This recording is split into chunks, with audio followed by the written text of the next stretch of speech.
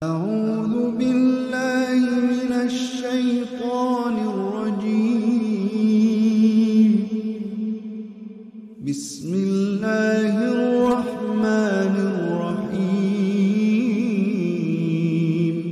Assalamualaikum warahmatullahi wabarakatuh. Alhamdulillahi rabbil alamin. Wassalatu wassalamu ala ashrafil anbiya'i wal mursalin wa ala alihi wa ashabihi wa man tabi'ahum bi ihsanin ila yaumiddin. Allahumma inna nas'aluka ilman nafi'a wa rizqan tayyiba wa amalan mutaqabbala wa shifaa'an min kulli da.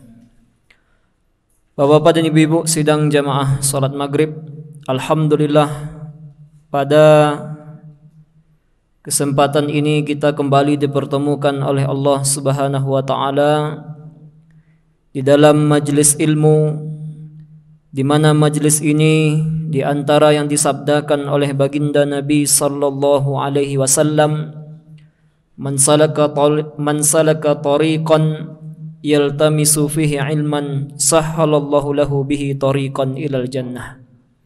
Siapa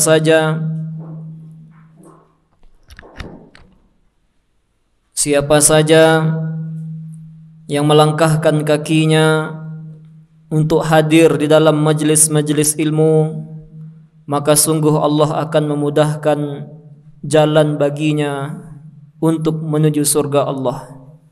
Mudah-mudahan langkah kaki, ayunan tangan kita menjadi jalan bagi kita nantinya untuk memasuki surga Allah Subhanahu wa taala, hendaknya amin ya rabbal alamin. Lama tidak berjumpa Bapak dan Ibu dalam kajian karena situasi dan kondisi yang kita alami pada saat ini, di mana bahasan kita yang terakhir mengenai salat sunnah yang terikat dengan waktu telah kita urai tentang salat sunnah duha.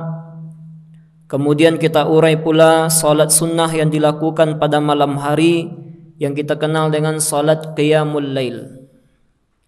Namun jauh sebelum bahasan itu, pada pembahasan salat sunnah ba'diyah, apa yang dinamakan dengan salat sunnah ba'diyah Bapak dan Ibu? Adalah salat sunnah yang dilakukan setelah salat wajib atau salat fardu. Maksudnya salat sunnah rawatib ba'diyah. Tidak boleh dilakukan salat sunnah rawatib ba'diyah secara langsung kecuali dengan dua syarat. Masih ingatkah Bapak Ibu dengan dua syarat ini? Yang pertama,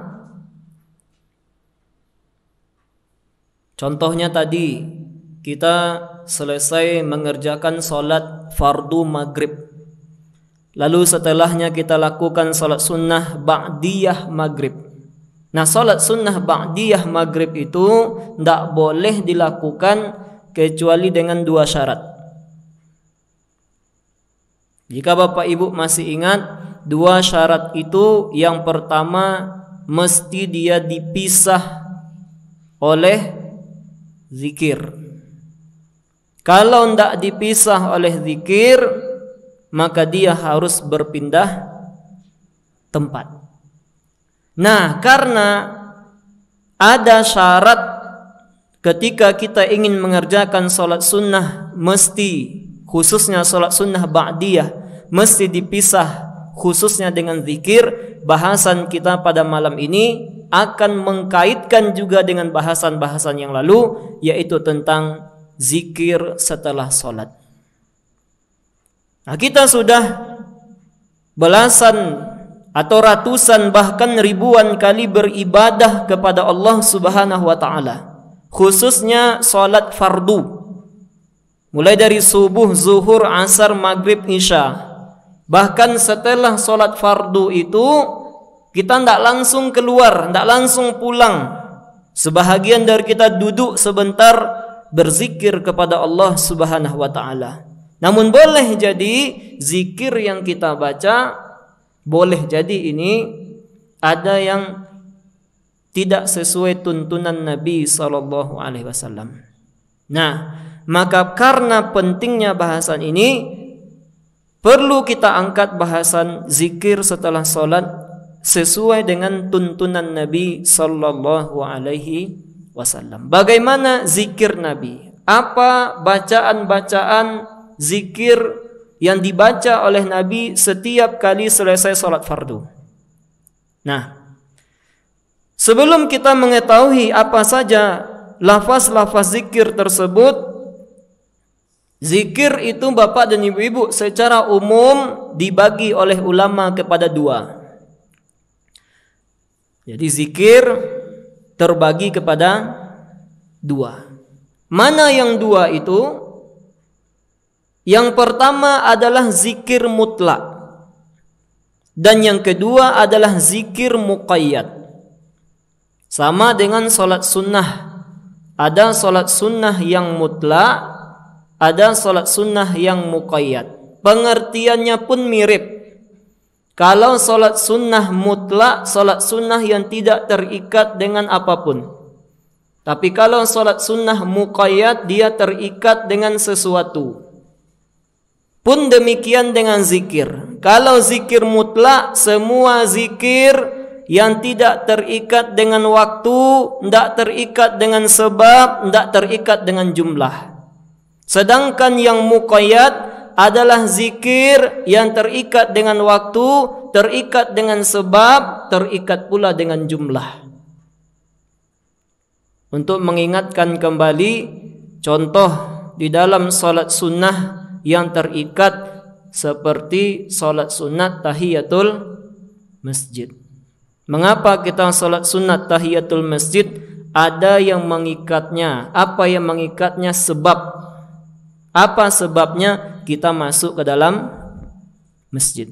Kalau tidak masuk kita ke dalam masjid, tidak pula kita solat sunat tahiyatul masjid. Maka begitu pula dengan zikir. Ada zikir itu terikat dia dengan sesuatu.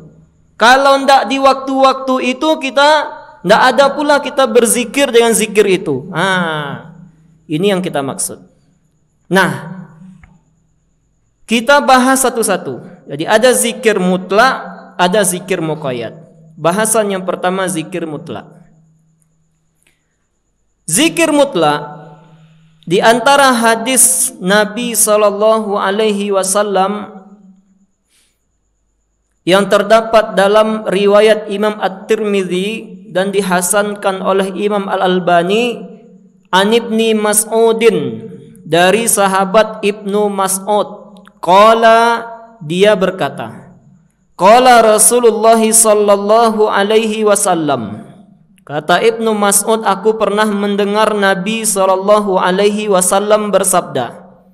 Apa kata Rasul? Beliau bercerita, laqitu Ibrahim lailata asriya bi, faqala ya Muhammad akri ummataka minnis salam. Kata Rasul, aku bertemu dengan Nabi Ibrahim pada malam ketika aku di Isra Mi'rajkan oleh Allah. Di langit keberapa Nabi bertemu dengan Ibrahim, Bapak dan Ibu? Di langit yang ke-7. Apa kata Ibrahim kepada Rasulullah? Wahai Muhammad, sampaikan salam dariku untuk umatmu. Jadi ternyata Bapak dan Ibu, menitip salam itu sunnah. Ini kadang kita sampaikan kepada teman, beko pulang titip salam ya, titip salam ke Sianu, titip salam ke Uda ya, titip salam ke Uni ya. Itu sunnahnya para nabi. Nah, tapi kan timbul pertanyaan, ini sedikit kita bahas hukumnya. Kalau seandainya Bapak dan Ibu-ibu, ada orang yang mengatakan titip salam saya kepada dia, lalu kita sampaikan kepada yang dititipkan salam bahwa si Anu menitipkan salam. Atau contoh, ada orang mengatakan kepada kita, Tadi ambo basabuk jika. Nah, si A ko menitip salam kepada engkau. Pertanyaannya, wajib enggak kita jawab? Wajib enggak kita jawab tuh, Pak? Hah?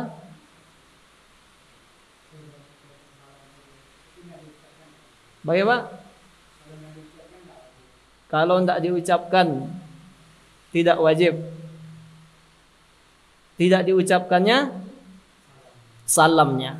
Jadi kalau seandainya orang mengatakan si Anu titip salam, itu tidak wajib kita jawab. Tapi kalau dia katakan si Anu menitipkan salam, assalamualaikum kata dia, maka kita baru mengatakan waalaikumsalam. Nah, jadi kalau dia hanya katakan titip salam saja, tidak wajib kita menjawabnya. Nah, jadi perkara titip salam juga disampaikan oleh Nabi Ibrahim kepada Nabi Muhammad, kepada kita umat beliau. Waalaikumsalam. Lalu Nabi Ibrahim sampaikan, wa akhbirhum annal jannata thayyibatut turbati azbatul ma'i wa annaha qi'aun wa anna ghirasaha subhanallah walhamdulillah wa la ilaha illallah wallahu akbar. Sampaikan pula kepada umatmu, wahai Muhammad, kata Ibrahim, bahwa surga tanahnya bagus, airnya segar. Surga itu ada lembah-lembahnya, dan bahwa tanaman surga itu adalah kalimat subhanallah walhamdulillah wa la ilaha illallah wallahu akbar. Nah, ini termasuk bagian dari zikir mutlak. Kapanpun kita ingin berzikir, tidak terikat dengan sebab, berapapun jumlahnya silakan. Ini masuk bagian dari surat Ali Imran ayat yang ke-191 yang sering imam bacakan, alladzina yadhkuruna Allaha qiyaman wa qu'udan wa ala junubihim, yaitu orang-orang yang senantiasa berzikir baik dalam keadaan berdiri, baik dalam keadaan duduk, atau dalam keadaan berbaring. Jadi boleh kita, Bapak sedang mengendara motor, boleh subhanallah, subhanallah, subhanallah, subhanallah, boleh berapapun. Ini namanya zikir mutlak. Ibu sedang memasak, la ilaha illallah, la ilaha illallah, la ilaha illallah, boleh. Ini masuk bagian dari zikir mutlak.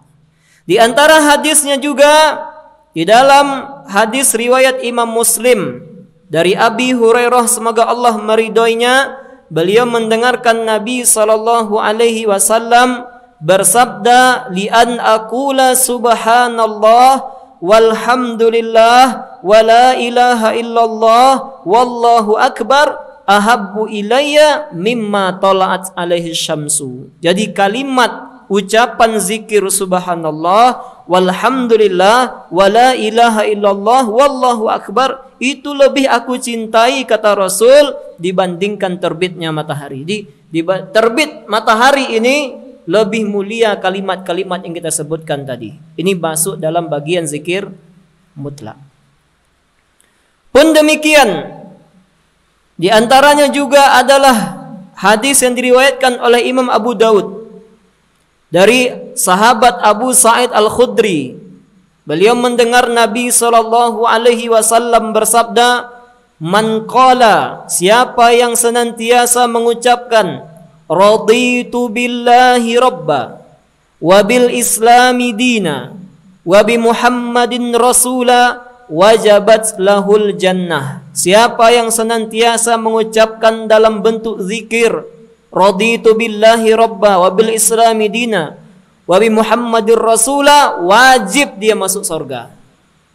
Jadi di antara zikir senantiasa kita mengucapkan raditu billahi rabba wa bil islami dina wa bi Muhammadin nabiyyan wa rasula, atau bi Muhammadir rasula.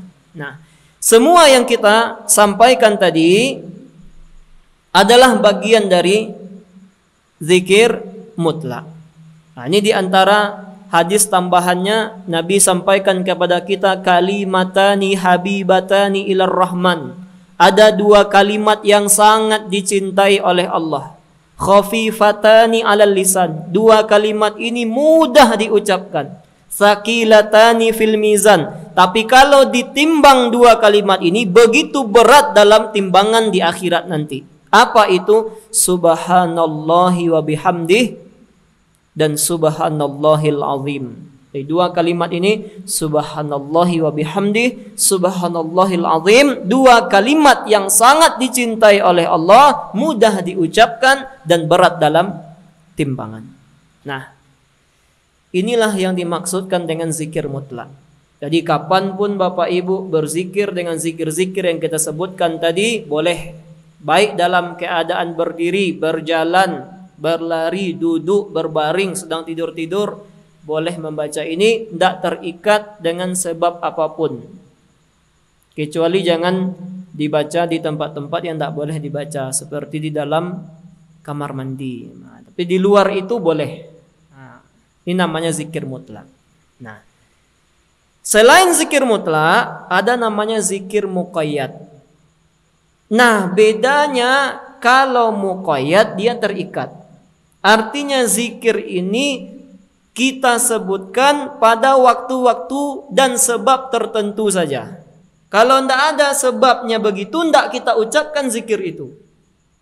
Maksudnya, tidak tepat pula kita ucapkan zikir lain dalam kondisi yang seperti itu. Ini namanya zikir muqayyad.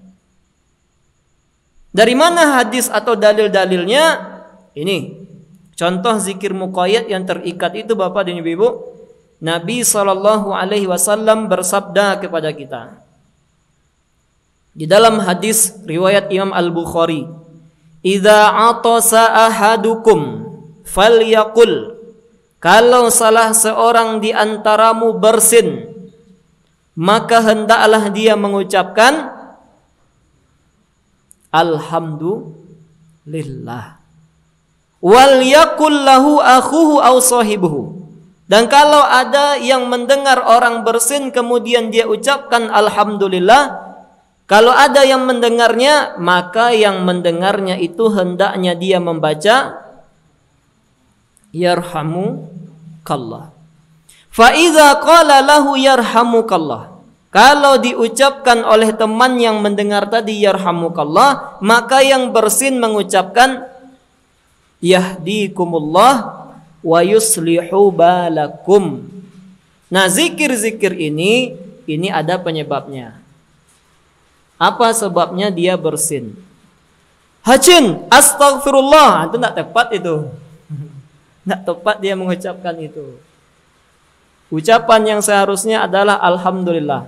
Hacin, astaghfirullah. Badi astaghfirullah. Emangnya salah astaghfirullah? Tidak ada ceritanya.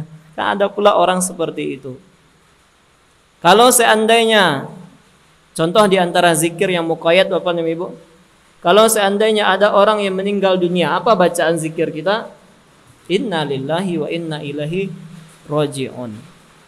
Tidak pula kita ucapkan ada orang meninggal, subhanallah, katakan tidak tepat mengucapkan itu dalam kondisi yang orang meninggal dunia. Ini yang kita maksud dengan zikir muqayyad. Nah, selanjutnya begitu pula di antara contoh zikir yang muqayyad. Ada hadis riwayat Imam Ahmad dari sahabat Zaid bin Arqam. Nabi SAW bersabda kepada kita, "Inna hadhil hushusha muhtadarah." Sungguh tempat-tempat buang hajat itu dihadiri oleh setan. Fa idza dakhala ahadukum, oleh karenanya kata Nabi, kalau kalian hendak masuk ke kamar mandi ataupun WC, maka ucapkan zikir. Apa zikirnya? Apa doa masuk kamar mandi Bapak Ibu? Allahumma inni a'udzubika minal khubthi wal khaba'is. Nah, ini ada di dinding. Allahumma inni a'udzubika minal khubuthi wal khaba'is. Artinya, ya Allah, sungguh aku berlindung kepadamu dari setan laki-laki dan setan perempuan. Maksudnya aku berlindung kepadamu dari bangsa jin yang buruk, baik dari yang laki-laki maupun yang perempuan. Apa beda iblis, jin, setan dan manusia? Apa bedanya, Pak? Apa bedanya jin dan setan, Bapak Ibu? Apa bedanya, Pak? Dan apa pula itu iblis? Apa? Iblis itu nenek moyangnya. Jadi yang dinamakan dengan jin makhluk. Kalau jin itu ada yang baik, ada yang buruknya. Kalau yang buruk dari jin itu setan. Jadi setan itu adalah sifat yang melekat pada makhluk. Raja dari jin yang buruk itu namanya adalah iblis. Itulah yang ada pada zaman Nabi Adam, yang kekal hidupnya sampai nanti datang pula ajal dari iblis ini. Maka kalau setan itu melekat pada makhluk, berarti yang setan itu bukan saja dari kalangan jin. Artinya adalah kalau ada hal-hal sifat buruk pada manusia, maka manusia itu pun dinamakan dengan setan. Makanya di penghujung ayat dalam surat An-Nas, kita berlindung dari bisikan setan dari dua, minal jinnati wan nas.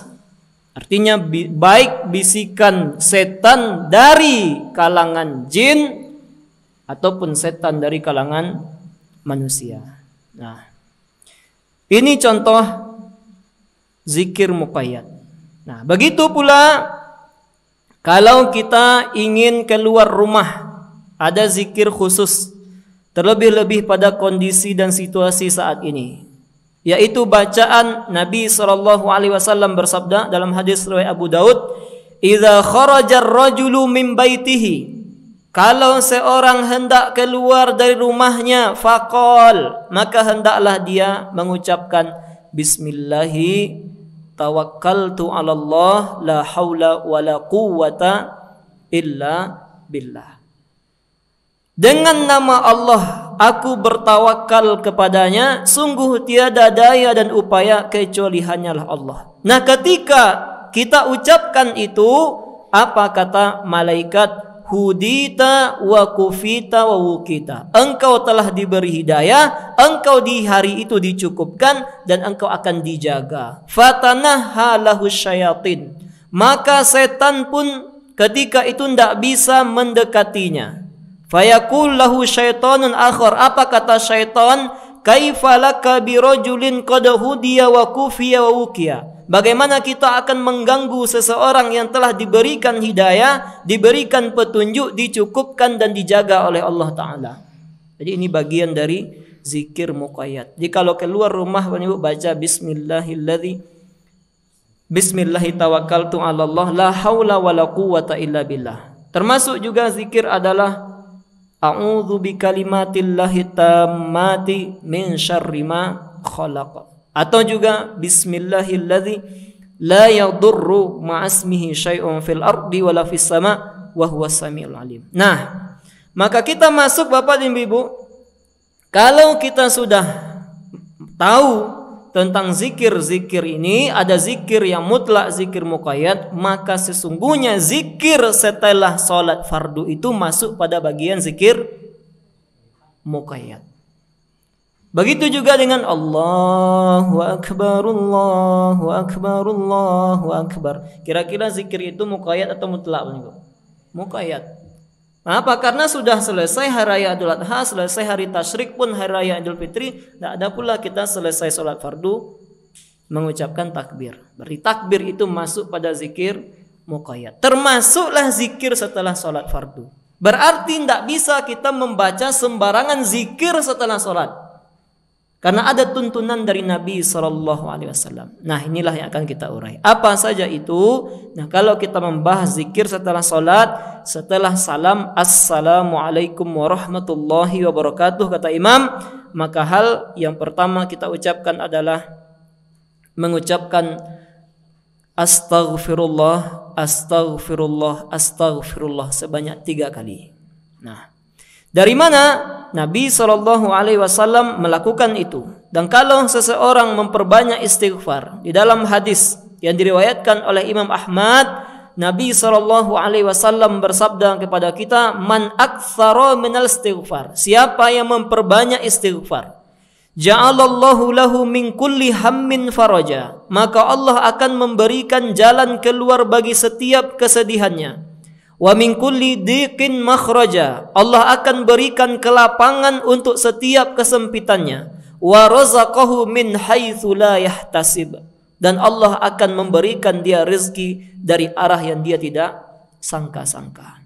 Nah, setelah mengucapkan kalimat astaghfirullah, aku memohon ampun kepadamu ya Allah sebanyak 3 kali, lafaz zikir yang kita ucapkan kemudian adalah Allahumma antas salam wa minkas salam tabarakta ya dzal jalali wal ikram.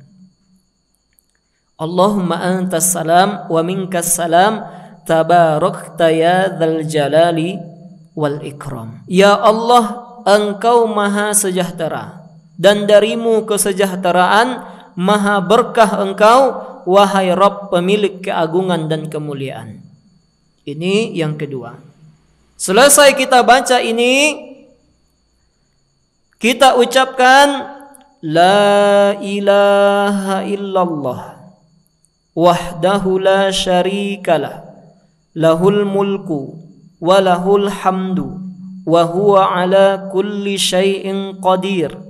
Allahumma la mani'a lima a'taita wa la mu'tiya lima mana'ta wa la yanfa'u dzal jaddi minkal jadd. Tidak ada sesembahan yang berhak diibadahi kecuali Engkau ya Allah semata. Tidak ada sekutu bagimu. Bagi Engkau segala kerajaan dan pujian. Engkau maha kuasa atas segala sesuatu. Ya Allah, tidak ada yang mampu mencegah sesuatu yang telah Engkau berikan, dan tidak ada yang mampu memberi sesuatu yang Engkau cegah. Tidak bermanfaat kekayaan dan kemuliaan itu bagi pemiliknya untuk menebus siksaanmu. Nah, setelah kita baca ini, kita mengucapkan la ilaha illallah wahdahu la syarikalah lahul mulku wa lahul hamdu wa huwa ala kulli syai'in qadir. La haula wa la quwwata illa billah. La ilaha illallah wa la na'budu illa iyyah. Lahun ni'mah wa lahul fadlu wa lahul thana'ul hasan. La ilaha illallah mukhlishina lahuddin walau karihal kafirun. Ya Allah, tiada berhak yang diibadahi kecuali Engkau yang Maha Esa, tidak ada sekutu bagimu. Bagi Engkau kerajaan dan pujaan. Engkau Maha Kuasa atas segala sesuatu. Tidak ada daya dan upaya kecuali hanyalah pertolonganmu ya Allah. Ya Allah, kami tidak menyembah kecuali kepada Engkau. Bagi Engkau nikmat, anugerah, pujaan. Tiada Rabb yang berhak diibadahi kecuali Engkau. Dengan memurnikan ibadah hanya kepadamu, sekalipun orang-orang kafir tidak menyukainya. Nah, barulah Bapak Ibu, setelah lafaz-lafaz yang singkat ini sebetulnya, kita kemudian bertasbih, bertahmid, bertakbir sebanyak 33 kali. Nah, sebagaimana Nabi SAW melakukan itu. Nah, setelah 33 kali, menyempurnakannya dengan ucapan yang ini. La ilaha illallah wahdahu la syarikalah lahul mulku wa lahul hamdu wa huwa ala kulli syai'in qadir. Nah, dari mana dalilnya ini?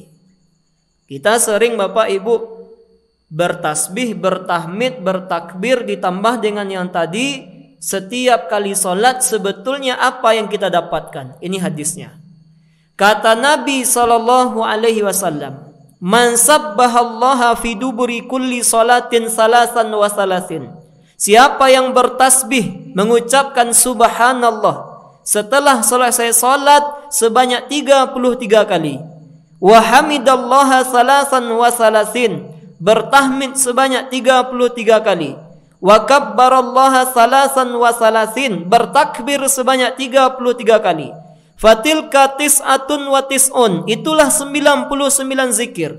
Wa qala tamamal mi'ah. Dia sempurnakan zikir yang ke-100-nya dengan ucapan la ilaha illallah wahdahu la syarikalah lahul mulku wa lahul hamdu wa huwa ala kulli syai'in qadir. Apa yang kami dapatkan ya Allah? Ghufirat khotoyahu wa in kanat mithla zabadil bahri. Akan Allah ampuni dosa-dosanya meskipun dosanya itu sebanyak buih di lautan. Jadi ternyata di antara cara diampuni dosa kita oleh Allah adalah mengucapkan tasbih, tahmid dan takbir setelah salat sebanyak 33 kali. Bayangkan Bapak dan Ibu betapa meruginya orang yang tidak berzikir setelah salat. Betapa meruginya orang yang tidak mengucapkan tasbih 33, takbir 33, tahmid 33 atau tasbih, tahmid, takbir ditambah dengan kalimat yang menyempurnakan yang tadi. Ustaz, sibuk Ustaz. Banyaknya keraja Ustaz. Diskonlah zikir ke Ustaz. Maksudnya Bu, ya bisa enggak sampai 33 kok barah gitu Ustaz, boleh enggak? Boleh. Kita diskon zikir kok. Ada dalilnya ada. Kalau seandainya Bapak Ibu kita enggak sibuk misalnya, maka ucapkan tasbih itu 10 kali, tahmid itu 10 kali, dan takbir itu sebanyak 10 kali. Nah, timbul pertanyaan berikutnya adalah bagaimana cara kita menghitung zikir-zikir tersebut? Bukan banyak gaya kok Ibu. Ada yang pakai 2 tangannya, subhanallah, subhanallah, subhanallah. Selesai kok subhanallah, subhanallah, subhanallah, subhanallah, subhanallah, subhanallah. Atau pakai cek tangan subhanallah, subhanallah, subhanallah. Sebetulnya Nabi berzikir dengan tangan. Nah, ini akan kita lihat. Jadi cara menghitung zikir seperti ini. Jadi satu tangan itu sudah lengkap 33. Ada hadis dari Abdullah bin Umar, semoga Allah meridhoinya. Kata Abdullah bin Umar, ra'aitun nabiyya ya'qidu tasbiha biyaminih. Jadi yang paling utama yaitu bertasbih, menghitung zikir-zikir yang 33 itu dengan tangan kanan. Bagaimana caranya? Pakai ruas-ruas jari. Jadi kalau kita hitung ruas-ruas jari ini pas 33. 1, 2, 3, 4, 5, 6, 7, 8, 9, 10, 11, 12, 13, 14, 15, 16, 17, 18, 19, 20, 21, 22, 23, 24, 25, 26, 27, 28, 29, 30, 31, 32, 33. Di ruas-ruas jari kita ini pas 33. Bagaimana cara menghitungnya? Silakan Bapak Ibu lihat di gambar. Jadi ini pas 33. Dari ini 1, 2, 3, 4, 5, 6, 7, 8, 9, 10, 11, 12, 13, 14, 15, 16, 17, 18, 19, 20, 21, 22, 23, 24, 25, 26, 27, 28, 29, 30, 31, 32, 33. Jadi begitu kalau ingin kita menghitung zikir-zikir itu dengan tangan kanan dengan jari jemari kita, begitu caranya. Bagaimana? Gunakan ruas-ruas jari lengkap 33. Nah, kemudian ini kenapa pakai jari jemari? Ada hikmahnya. Terdapat hadis riwayat Imam Abu Daud. Jadi bertasbih dan menghitungnya dengan jari jemari. Kata Rasulullah sallallahu alaihi wasallam yang dilihat oleh para sahabat, wa yaqitna bil anamil, dan hitunglah kata Nabi dengan jari jemari. Mengapa Nabi? Fa innahunna mas'ulatun mustantaqatun. Karena jari jemari itu kata Nabi akan ditanya dan akan berbicara.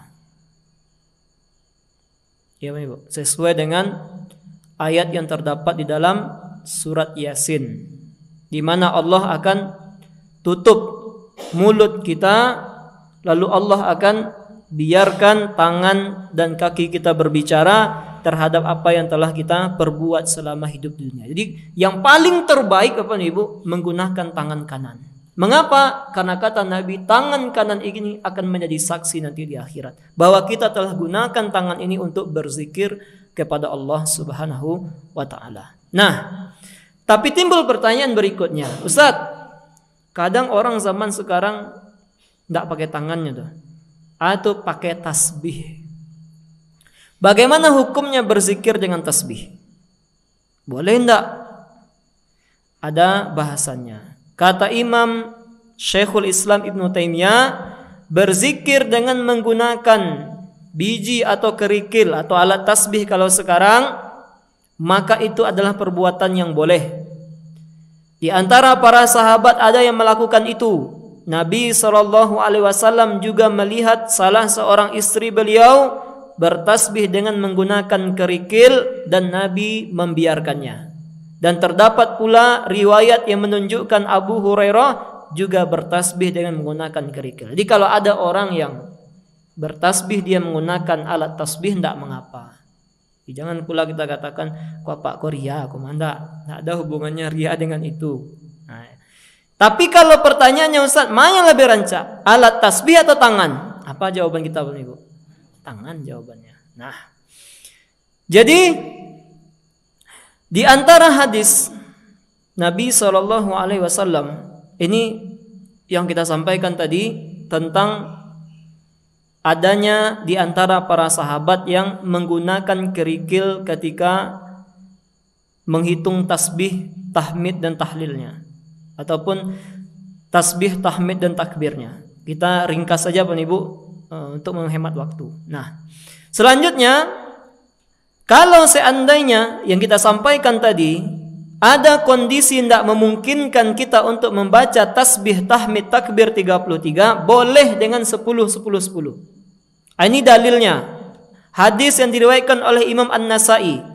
Khallatani la yuhsihima rajulun muslim illa dakhalal jannah. Ada di antara kalimat-kalimat amalan-amalan kata Nabi yang kalau dilakukan oleh seorang muslim dia akan dimasukkan ke dalam surga. Ala wa huma yasirun. Yang amalan ini mudah. Wa may ya'malu bihi ma qalilun. Sayangnya kata Nabi yang mengamalkannya sedikit.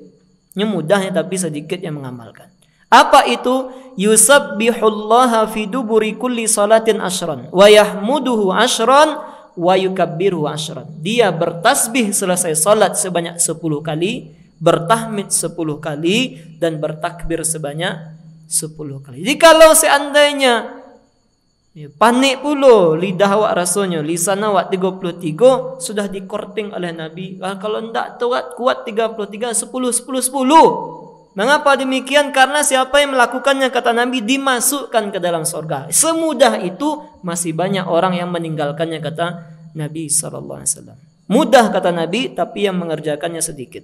Nah, kemudian apa nih Ibu? Setelah kita bertasbih, bertahmid, bertakbir, selanjutnya kita membaca ayat kursi. Lalu diikuti dengan 3 surat terakhir dalam Al-Quran. Adapun ayat kursi yang terdapat dalam surah Al-Baqarah 255 ada hadisnya, keutamaannya adalah mengqara'a ayatul kursi.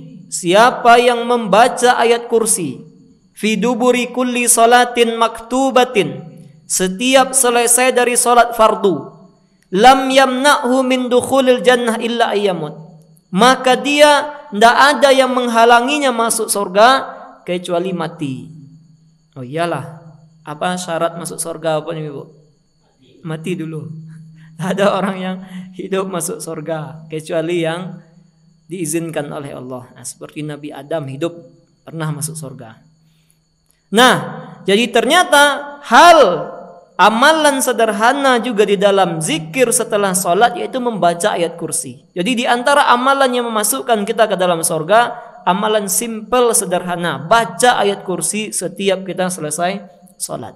Nah, Kemudian setelah selesai membaca ayat kursi, kita baca 3 surat terakhir.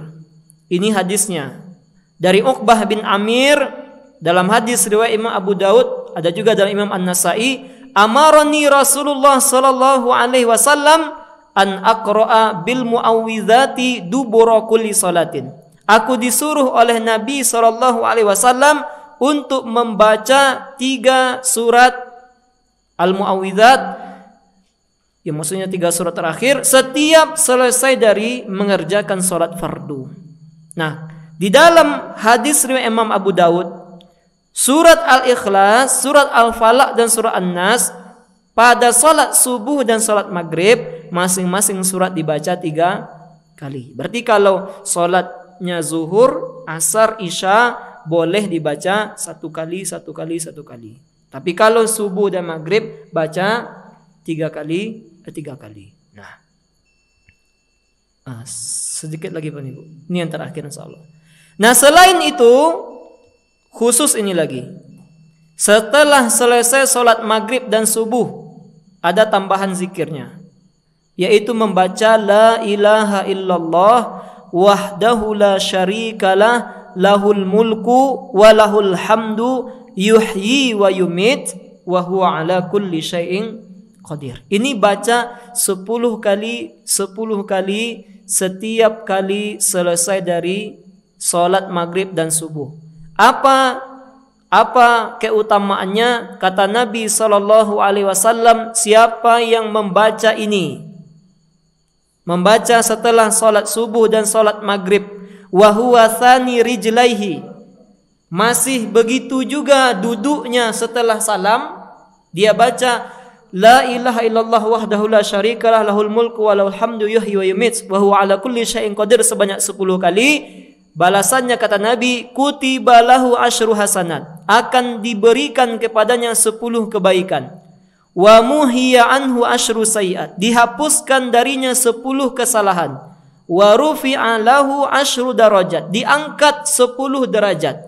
Wa kana yaumuhu dzalika fi hirzin min kulli makruhin, di hari itu ketika dia baca, dia akan dijaga oleh Allah dari segala hal yang tidak dia sukai. Wa harsin minasyaitani, dia akan dijaga dari pengaruh buruk syaitan. Walam yanbaghi li dzambin ayudrikahu fi dzalikal yaum illa syirka billah. Hari itu kalau dia berbuat kesalahan diampuni oleh Allah kecuali dosanya syirik. Jadi ternyata kalimat sederhana ini pahalanya sangat luar biasa di sisi Allah Subhanahu wa taala. Kan tinggal pertanyaan Ibu, aku panjangnya zikir bahasan gitu maghrib ini mau Ustaz. Lihat dosa tinggal kopiannya. Nah, ini mungkin Bapak. Insya Allah mungkin nanti kami berikan kepada Dahiri, mungkin diperbanyak nanti insya Allah. Mungkin demikian Bapak Ibu bahasan kita pada malam hari ini. Mudah-mudahan bermanfaat. Mohon maaf kalau ada kesalahan. Silakan. Kalau lafal itu berbeda, saya kira subhanallahi wa bihamdihi. Kalau subhanallahi wa bihamdihi wa la ilaha illallah. Tapi kafiran kalau lafal itu berbeda. Kan ada beberapa kayak yang lain pakai wa'alai, wa'alaika, ada tambahan. Betul. Allahumma anta salam minka salam wa alayka ya'udu salam fa hayna rabbana bis salam wa adkhilnal jannata darus salam. Itu ada yang pakai itu. Begitu juga kadang astaghfirullahalazim alladzi la ilaha illal qayyum wa atubu ilaih, ada juga seperti itu. Nah, apa hukumnya menambah-nambah lafaz dari zikir yang telah kita bahas? Sebetulnya Bapak Ibu, dalam perkara ini ulama berbeda pendapat. Kalau disimpulkan Bapak Ibu, ada 2 pendapat ulama di sini. Yang pertama, ada ulama yang membolehkan dengan syarat. Syaratnya apa? Tambahan itu tidak bertentangan dengan zikir Nabi yang lain. Artinya isinya memang bentuknya zikir. Karena ada zikir-zikir ini yang menyalahi nanti kepada akidah ada. Yang kedua, pendapat ulama makruh hukumnya. Jadi ditinggalkan lebih baik. Jadi kalau seandainya makruh, lebih bagus awak berzikir dengan zikir yang ini. Seandainya mau ditambah, buatlah di dalam zikir mutlak. Begitu Pak. Jadi kalau seandainya Pak mengatakan astaghfirullah wa atubu ilaih, astaghfirullah wa atubu ilaih, enggak mengapa, tapi di luar zikir setelah sholat. Adapun zikir di dalam setelah sholat ini, usahakan lafaz-lafaznya apa yang dibaca oleh Nabi Sallallahu Alaihi Wasallam. Duduk membaca la ilaha tapi belum beranjak itu maksudnya masih duduk di tarian terakhir atau udah masih duduk di tempat sholat. Tayang akhir ya. Kan misalnya kayak gini kan Iya. berubah begini. Iya betul. Itu kan berubah. Iya, enggak mengapa. Enggak beranjak. Enggak beranjak. Maksudnya enggak beranjak dari tempat duduknya. Makanya ada ulama dari khusus setelah subuh dan maghrib ini, kalau dipahami secara letterlek dari apa yang terdapat dalam hadis ini, berarti setelah assalamualaikum warahmatullah, assalamualaikum warahmatullah, berarti bacanya adalah la ilaha illallah wahdahu la syarika lahul mulku wa lahul hamdu wa yu'minu wa ala kulli syai'in qadir sebanyak 10 kali. Baru nanti astagfirullah gitu, Pak. Nah, begitu, Pak. Tapi kalau seandainya pun dipahami, masih mau ditujunya Ustaz. Karena umumnya yang bergerak itu imam biasanya, Pak. Yang bergerak itu imam menghadap kepada jamaah, seandainya diletakkan pula di ujung tak pula mengapa. Nah, karena susunan dari lafaz-lafaz zikir ini adalah ijtihadnya para ulama. Nah, terima kasih banyak Bapak Ibu. Ustaz, kalau setelah zikir sholatu, kalau setelah ba'da subuh ataupun ba'da asar kan ada sunnah untuk zikir pagi atau zikir sore. Itu lafaznya kan ada sebagian yang hampir sama, termasuk seperti ba'da subuh itu kan ada yang sama waktu zikir sholat juga mungkin seperti Allahumma inni as'aluka ilman nafi'an wa rizqan thayyiban wa amalan shalih. Itu tidak kul juga ada. Betul. Tidak kul juga ada. Nah, itu apakah boleh langsung kita setelah zikir pagi, zikir sholat langsung kita sambung zikir pagi? Enggak mengapa. Nanti habis ba'da asar langsung kita Enggak mengapa. Tapi utamanya tentu karena 3 surat ini di penghujung sambung pula nanti, karena di awal-awal ya. Karena zikir pagi petang itu yang dibaca pertama kali itu kan ayat kursi ya. Nah, kemudian disambung dengan 3 surat. Jadi nyambung dia. Karena kita meletakkan ayat kursi dan 3 surat terakhir dalam Al-Quran pun di akhir. Jadi seandainya disambung pula setelahnya dengan zikir pagi petang khususnya pada selesai sholat subuh maupun sholat asar tidak mengapa. Nah, dan ini sudah sebahagian masjid di Payakumbuh pun demikian. Jadi sebahagian masjid seperti di Muslimin, di An-Nur, nah itu kalau ada kajian subuh itu ustadznya tidak akan langsung ngaji, tapi jamaah zikir pagi petang dulu. Nah, baru agak 10 menit baru nanti ustadznya menyampaikan kajian. Nah, tidak mengapa. Nah, terima kasih banyak Bapak Ibu. Mohon maaf bila ada kesalahan.